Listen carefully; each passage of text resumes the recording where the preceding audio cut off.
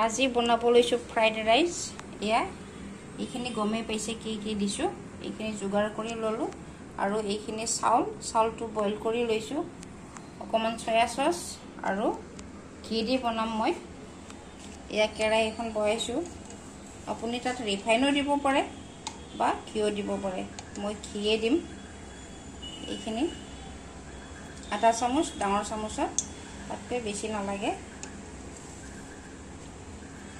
এতিয়া ঘিটো গৰম হৈ গ'লে তাত আমি গোটেই ভেজখিনি তাত দি ল'ম। মই আটাইখিনি ভেজ দি দিলোঁ তাত, মানে পাচলি, পনীৰ গোটেইখিনি দিলোঁ। আপোনাৰ ঘৰত যি পাচলি থাকে তাকেই দিব পাৰে।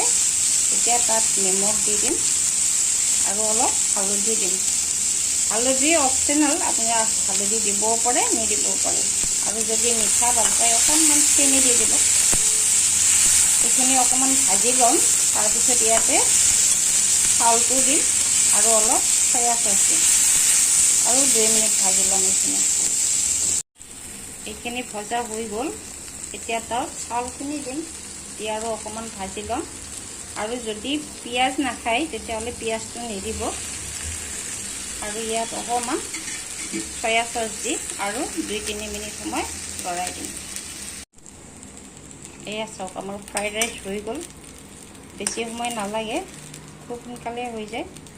আৰু মই চাউলটো আগতে সিজাই লৈছোঁ। চাওক ইমান ধুনীয়া হৈছে।